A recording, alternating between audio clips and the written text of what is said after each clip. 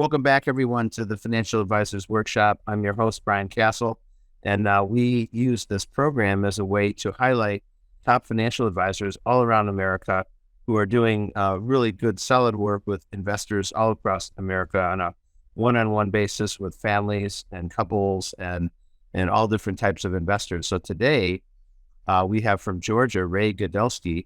Ray is a 12-year producer now, Ray, is that right? Just under that, yeah, a decade, yes. Decade or so. And Ray is a problem solver. He's involved in engagement with clients, and he's here to tell us a little bit about his practice and how he built where he is now and his success. So Ray, welcome to the Financial Advisor Workshop. Thank you. Happy to be here. Excellent. So Ray, we started talking a little bit about the business, and you started it originally in the insurance business. Is that correct? That is correct. Yes, it is. So tell us a little bit about that. Yeah, I mean, I bumped into an older friend, and he was a financial advisor, and with Transamerica Financial Advisors, that's where I started. At the time, I was actually in real estate, and so it kind of got me back to my roots of, actual science and really the engagement part of being with people, being able to analyze. And so that's where I started. Wasn't there too long before I figured out it probably needed to be at a different firm, though. I see. So then where'd you go from there? So from there, I went to a private office for Prudential Advisors. It's called Cornerstone Financial Partners. And there was two partners there. They were really good, quality individuals, very experienced, very smart, did a lot of joint work. I'm a big fan of somebody kind of new to the industry, doing some joint work. You're going to just learn so much faster, and you're going to have bigger cases. So that's where I was. Cornerstone, like I said, they're a private office for Prudential Advisors here in the metro area of Atlanta. Atlanta. Okay. Well, good. So you started there, and then you said your Cornerstone, which was involved with Prudential, and then where are you now? And let's talk a little bit about your current day business. Yeah, so I'm very thankful, happy where I'm at. That's Horner, Townsend, and Kent, also known as HTK.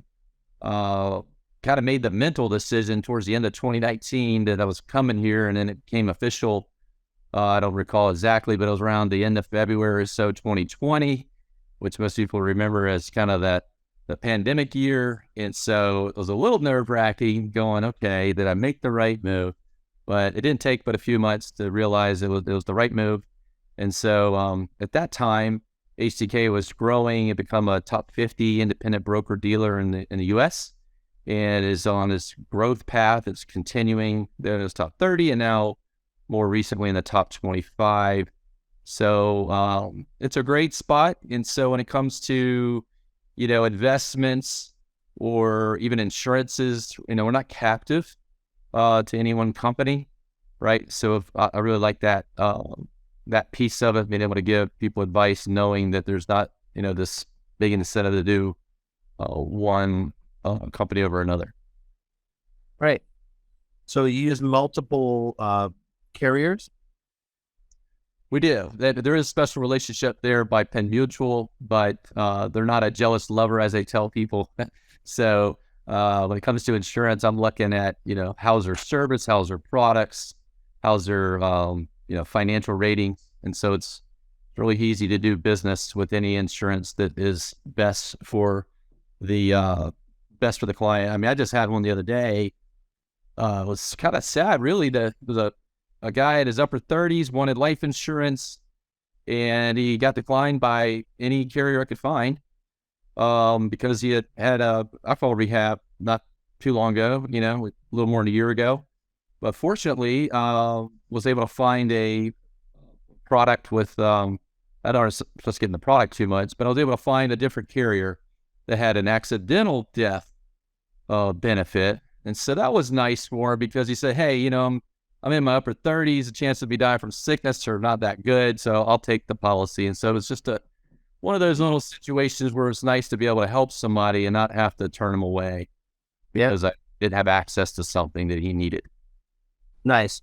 So your secret to working with folks involves the relationship building, doesn't it? Absolutely. Yeah, absolutely. This is the great relationship business because if we're doing it right, and we're staying engaged, we're not losing track of them, that increases the referrals, and that's been the reason I've been able to grow in the last 2-3 years is really the referrals.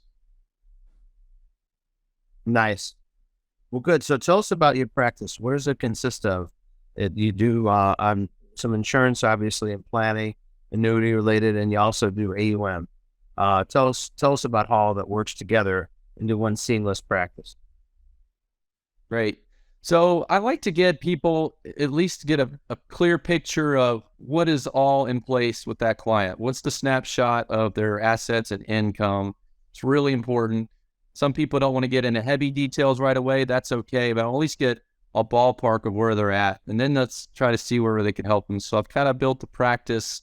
AUM is a very important piece because that gives us an organic reason to be talking with somebody about their investments and their risk, what's going on in the world, what's going on with you. So with that, what happens is we end up talking more about them, right? And so oftentimes there may be a need that is insurance based or something like that. So currently AUM is a pretty big piece, somewhere, 30, 40% of business, a lot of recurring revenue there. Life insurance is always a piece that I'm making sure that they have the right amount and that they have the right type that they want. And then annuity business, going back 2-3 years ago was very small, but in the last couple of years, due to market volatility, higher interest rates, and I think their industry is evolving to being able to offer a lot of different type of solutions for folks. So I do find that some clients want to use those with some of their money for sure. So I try to keep a balanced approach and not, push one solution to everybody, right? It's really about where are they at and finding the pieces of the puzzle that work for them and to their comfort level. So you're agnostic to what's prescribed. So you're like a doctor in a sense, where you take a look and see where all the issues are and try to prescribe a program. Absolutely. Absolutely. And, it's kind of fun because we get to where, depending, even on the investment side, we have different platforms, right? We have a platform that, somebody's just starting off with. I just had somebody the other day, they had their 19-year-old and he's like, can you help him? I said, sure. He's my client. I said, I'll help your son. Absolutely. Let's get him started on the right foot. So we have a platform that's kind of designed for that. And I was actually surprised for a 19-year-old guy I said, well, now what do you make? He said, between 65 to 115,000. I said, okay. So there's a platform there, different platform for folks that maybe they're an entrepreneur, or I call them a solopreneur. They don't have any employees. Maybe their spouse is in the business. We're going to put them on a solo 401k platform if that's what they want. And so the money's going to be held at that particular company. So, and then obviously on the insurance end, whether it's a variable annuity or life insurance or fixed annuity, we try to pick what's best. And that's a changing marketplace, right? It's these rates are changing every month. So we try to pay attention to what's the latest offering from each of these companies. Nice. Well, that's great. So you mentioned some other bullets and aspects of your practice. Let's share some of those bullets with us. Well, I'm always taking a fiduciary mindset, right? So, when I work with people, I think of them, I want to treat them like a family member, and a family member that I like a lot, not one that I don't like, right? So I treat them like my favorite family member. That's an important just mindset. And getting them engaged can be a challenge, but it's really important. So when I'm working with couples, oftentimes I've even seen where one of the people in the couples, they don't want the other one engaged, but I try my best to get them both engaged, at least at a high level, because you just never know, are they both going to stay together, or is one, they both go a little long time. It's just important that they're both engaged at some level. And then from there, try to learn, and whether they're an individual or family member, what's their communication style? It's so important to find out, do they like spreadsheets? Do they like graphs? Do they like pictures, whiteboards, those kinds of things, versus just, hey, I'm just going to do the same thing to everybody. And then sometimes that communication, doesn't go well, then that can be a problem down the road. Mm-hmm. Exactly. So, how do you manage the AUM part? Are you involved in different portfolios? Do you run the money yourself? What's your strategy there? Yeah, so the strategy there is going to be a lot of times, what does the client want? So some of the clients, and some of it does have to do with the amounts, right? There's some platforms and some strategies they're going to do better than others. So, for example, a client that maybe they really do not want to hear about every trade, right? So they might, maybe they're a long-term investor. They may go into a strategy where we're giving the discretionary authority to one of the folks that are on the trading platform, and they're doing all the trades based upon their risk profile. And of course, we're communicating in case anything changes. Do we need to change that risk? For folks that maybe they're they have a decent amount, right? So they may be expecting, hey, I want to talk about each trade. I want to be more involved, especially if they have a taxable account and they got a large sum. We want to make sure that gets transferred over in kind, and that we are at least aware of if they have any long-term gains in there. We don't want to just sell it just to sell it, right? So on those non-discretionary accounts, we're very thoughtful on what to do with a taxable account. So I do some trades for the ones that tend to be, the higher amount accounts, to be able to keep them in a diversified way and to be able to manage those calls. Those are the main way, like say, and then you got the solo 401ks. Those are going to be in a mutual fund platform, and not a whole lot of trading goes on there. Those are ones that are adding, they're accumulating. They kind of believe in the time in the market concept versus a timing the market concept. Interesting. Well, good. So, tell us a little bit about your view of the markets here. We've had a really bad year, and then now this year is up a little bit, but still a lot of pain out there from last year, and the economy is slowing down. And what are you suggesting to investors at this point? Yeah, so reflected back on 2022, for some folks, being able to hold some bonds individually, short-term duration bonds, was very helpful. Obviously, the energy sector last year helped offset people that would have lost money on the, in the NASDAQ and tech stocks. And then this year, it's a very interesting market. For anybody that has new money this year, or maybe they're a new client, it's kind of a good spot to be in if they're conservative or moderate, because for the first time, in a long time, there's bonds out there that are paying out a lot of interest. So, whereas last year people said the 60-40 portfolio was terrible, for new money this year or a new client, it's, you might want to really look at that. If somebody's moderate to conservative, it's not a bad starting point, because, it's really uncertain right now, right? Right. If you listen to the broadcasts, the cable channels, you're going to hear somebody be super bearish. You're going to hear somebody that's always bullish. I think it's a lot of noise. I think the financial planning piece is so important for people, especially if they're a long-term investor. I do like making changes over time, but not being a trader, right? Obviously, if somebody's a couple years out from retirement, or they're already at retirement, we need to make sure they got enough liquidity. That's important. But true enough, right now it's an interesting situation when it comes to the markets. It does seem to be a little bit uncertain, but I feel pretty good. I'm typically bullish on the long term. If you look at any 6-year period in the market, you should be a bull. Yeah. So you're not so concerned about markets and day-to-day fluctuation. You want the planning, long-term approach. Yes. Okay. So what does the future look like then for your clients now? Are you going to continue to do financial planning and continue to guide them, to look at the long term? Yes, and I have a nice mix of clients, right? I got the younger folks, got plenty of folks that are not quite retired. So there's a lot of 401k money there that they're looking for advisement on. Got people that are retired. So I like having that nice mix. I am going to be hiring somebody on the staff side, and probably get another advisor to join at some point. So those are some of the things that I'm looking to do.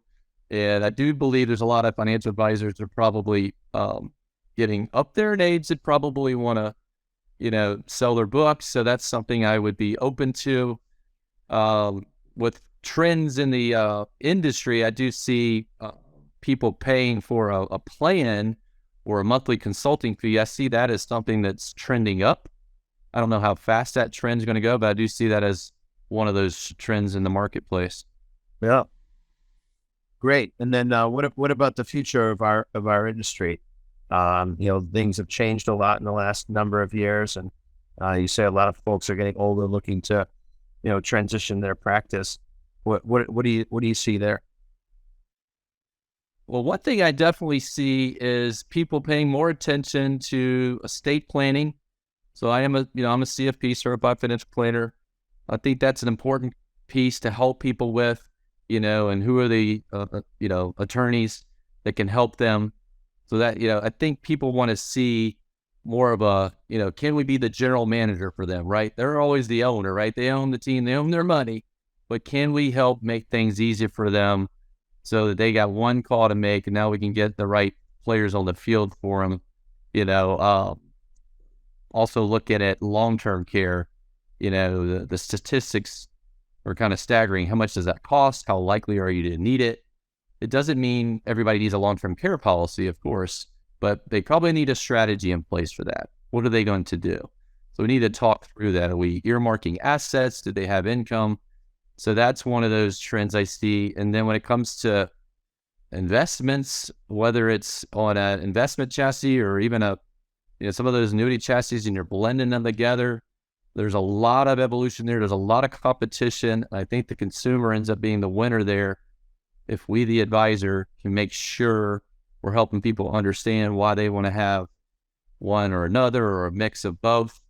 I see a lot of, like, say, kind of just overall planning, and then being able to show them why there's different pieces. It's not just all one account. One account does everything. I'm not a big fan of that. I like to see kind of a couple of different players on the field for them. Nice. Well, good. Well, it's been a good discussion here, Ray. And I was thinking here that you are going to be seen by about 300 financial advisors in the near term, and maybe 1,000 over the next year. So you have the floor, Ray. Is there any message you'd like to send to our brethren, the people who toil daily working with individual clients, either on the trends of the industry or things that you want to share with that group, messages you'd like to send to that group? Sure. First of all, I'm really happy people are in this industry. I think there's a need for us. I do think we got to kind of be aware of, how does AI and technology change things? I think that's where us using our emotional intelligence with people, it's a relationship business. We really want to hone in on that, really just, consistently add value for our clients, whether that's client experiences or just helping them through life. That's where we can really make a big difference. But there's a big void out there. There's so much noise on the internet or just on the TV and things like that, that if we can get out there, it's a little bit of a grind if we're starting off with, right? But just keep at it. Partner up with folks when you can. Don't be afraid to ask the guys that have that experience level, help bring that knowledge base up a little quicker. But yeah, I think it's exciting times. There's things that are always changing, so we want to always stay on top of our game. What's new? But at the end of the day, we do want to be focused on taking care of the clients that we do have, and if we are taking care of them, we're communicating with them, we learn how to ask for the referral, we can earn that. Nice. Well, thanks, Ray. We'll take that to heart. We appreciate your being with us today, the Financial Advisors Workshop, and we'll leave it there. Okay, thanks for having me. Have a great day. All right. And thank you, Ray, and thanks everybody for being with us on Financial Advisors Workshop. We'll be back again with another great interview with another top financial advisor like Ray in Georgia, and we're going to learn more and more from others as well as we go and build our practices and build our financial lives and our practices within the industry. So thanks, everybody. And we'll sign off for now.